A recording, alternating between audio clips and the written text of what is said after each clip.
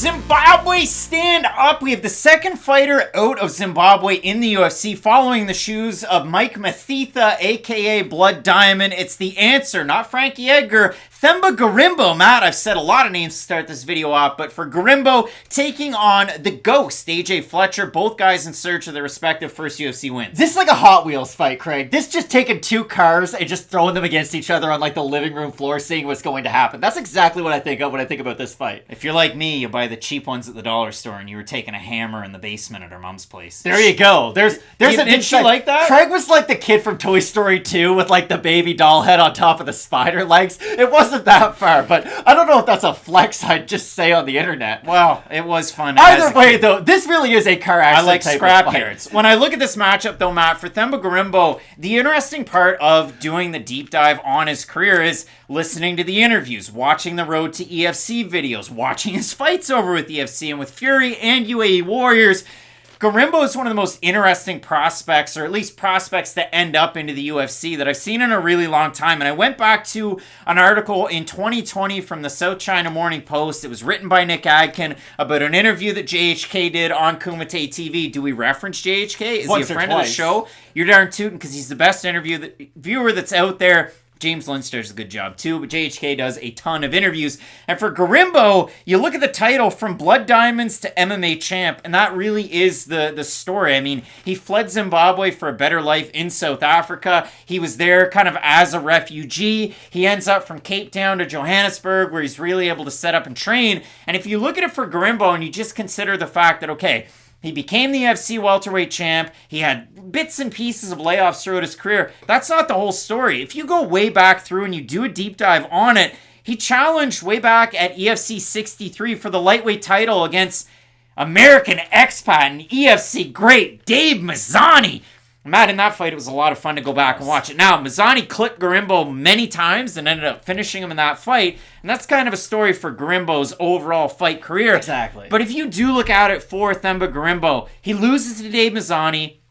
That's fair. He has a loss earlier on in his career in 2015 to Leon Mindhart, and then he also has a loss to Henderson Ferreira over at UAE Warriors 24, and that was a card that included an Andrea Fialho fight where he took on Stefan Seklic, UFC vet. Ali Al-Kaizi was on that card, UFC vet. We also got their money's worth that night. Tarek Suleiman. But if you go back and you watch that show, that was Gorimbo's last loss. And in that one, he tried to do his balls to the wall striking, and every time he did, he got taken down. And then Gorimbo decided to offensively wrestle, and every time he did, he got reversed and taken down. And that's the weird thing about AJ Fletcher. He does have a very athletic style to him, and he will go for a takedown every now and then when he crashes into distance with his striking. But again, it's not like a pretty style of takedowns like Daniel Cormier versus Derek Lewis, for instance. Like, that was insanely high level where he's faking out with the clinch, going for ankle picks and whatnot. But again, Fletcher's one of these guys that I thought was going to have success at the UFC level. I can be open and honest about that because his style is just like doing a roulette wheel. It's basically 50-50. He's going to land and he can win, or he's going to eat a bunch of shots and get really tired because he's throwing a lot of his own strikes, and the wheels are really going to fall off the wagon by the time the second round comes around. But that's the thing about a guy like Fletcher. When he wins, is it going to be impressive? Hell yeah, it's going to be impressive. It's going to be all over Twitter. It's going to be like a Joaquin Buckley type of a knockout. But the problem is, he leaves himself wide open for counters. He gets very reckless in the pocket too, and that's something about fighters where, hey, some fighters can fight very well inside the pocket and be intelligent from that position, whereas Fletcher, he's really just looking for his own offense and not worrying about his defense, and that's what's going to worry me in every single matchup that he has in the UFC. But one thing that I will be curious for, Gorimbo, like you said, did fight at lightweight. Now, he is listed as the bigger guy in this division, but Fletcher's a thick guy for the welterweight division. He is built kind of like a Michael Chandler for the division, so I'll just be curious when these guys face off to see what they do look like physically. Well, Fletcher coming into the UFC, it was basically the story by the commentary, the fact that, okay, he fights over on Contender Series, beats Damiani by first round finish, who Fletcher's record coming into the UFC was very, very suspect. It was 50, 58, and 1, and that combines in a 10-2 and 1 from Damiani. So it wasn't a good level of competition. He was beating the guys he's expected to beat in ways that you expect him to beat them by. He gets that win. He takes on Matt Semmelsberger, who's fringe rankings in this division right now. No, after his last win, Matt, he's fringe rankings. And when you look at a guy like Fletcher, first round, he looks like a bat out of hell. This guy looks like, okay, he's going to be a future contender. Fletcher's going to be it. Second round, he slows down. Third round, he really slows down. In his last fight, First round comes out hot. And then he starts to give up distance. He gets hit. His hands start to drop. And Los is just pouring on the offense. I don't know what the hockey equivalent of this is, but in basketball, some teams you just want to run them into the ground, like run in transition. That's basically what AJ Fletcher does. The problem is, when you're a team like that, your practice is mainly spent just running a lot so that you condition yourself for it. That's the problem with Fletcher. He burns way too hot earlier on in fights, but that is the thing. I think it is something that he can fix if he just figured out how to regulate his output a little bit better. It's like what I said with Paulo Costa for years and years. If he can just figure out how to properly figure out his output, he will become a much better fighter. Just at this point of Fletcher's career, he hasn't shown it through either fight in the UFC, and he didn't show it in his follow-up, and that was the really disappointing thing to see. No, and I really do like Ange Lewis myself, trains out of Killcliff FC with some world-class talent, and when you look at it, the third round total strikes against Fletcher, 116-14. It was all loose in that matchup. But Matt, for Fletcher, we know he likes to take guys down. He's fast and loose on the feet. He's a Georges St. Pierre type of wrestler because he didn't have the high school or the college background. But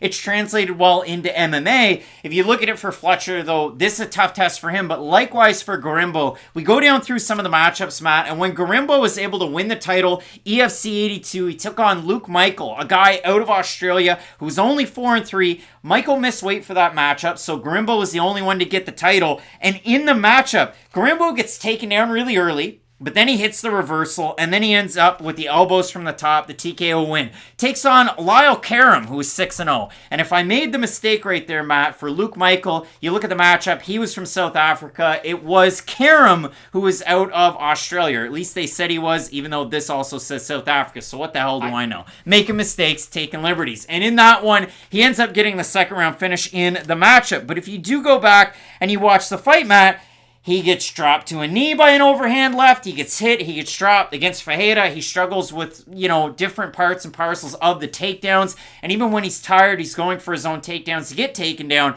And then in his last matchup, he took on AL Rookie of the Year. You know him as J-Rod, Julio Rodriguez. No, it was a 37-year-old jobber out of Brazil. And in that matchup, he took him down, stayed on top, held guard.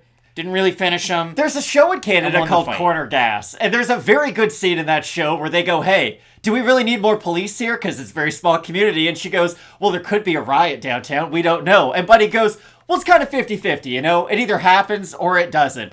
That's this fight. Either AJ Fletcher wins or Gorimbo wins via some crazy finish because AJ Fletcher makes a massive mistake. Because here's the thing. I wish I could break down finer techniques between both of these guys, but it's not like they fight like Max Holloway and Alexander Volkanovski. It really is a kill or be killed style from both of these guys, and that's why it's such a difficult fight to predict. Fletcher throws volume and hard punches in the first round. Gorimbo throws blitzes and long-range attacks, and then he resets. Gorimbo's got nicer kicks out of the two guys. Exactly. Fletcher is maybe more creative at piecing everything together, but out of all of it, both guys are finishers to the nth degree, and it really is one of the harder fights on this card to try and get a prediction to.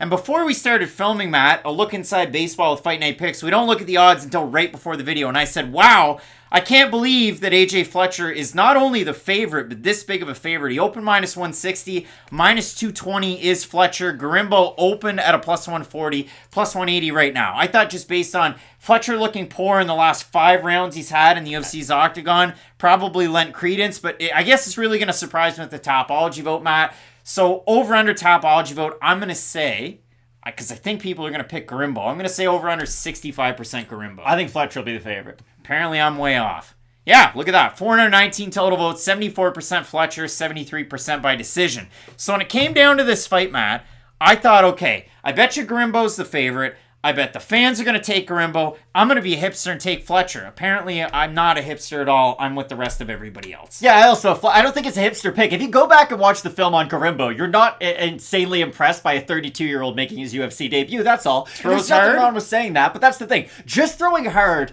that's what I always hate when we have to do. When there's a title fight where it's very one-sided, and we just kind of have to resort to, hey, if everything goes right for the challenger, they may be able to land that one strike because they have great power. For Gorimbo, it's not that. that much of a leap because AJ Fletcher's no championship fighter himself, but it really does come down to whoever lands first, and can they get the finish right after that. And I do think that if Fletcher hurts Gorimbo, he's going to be able to throw a big flurry afterwards. They can probably get the ref to pull him off. And Fletcher, I think if he gets hurt, he can at least move a little bit better off of his back. I'm not saying he can avoid the TKO completely, but I do think he is a little bit more active from poor positions, and I think for those reasons I have AJ Fletcher. But again, the winner of this probably isn't going to go on to fight like Santiago Ponzinibbio next. No, eager to see both of these guys weigh in on Friday because Fletcher's listed at 5'10", Gorimbo's listed at 6 feet. I bet you Gorimbo's 5 inches taller than AJ Fletcher, and AJ Fletcher has a fluffer. Matt, this is a big-time matchup. Both of us going with the Ghost, but we could be very wrong. So let us know if you have the answer in the matchup. A big-time one in this welterweight division. Some big-time fights on this card, including Santos taking on Blanchfield in the main event. You're not going to want to miss it. Keep it locked in with Fight Night Picks. We always say, let's get into it.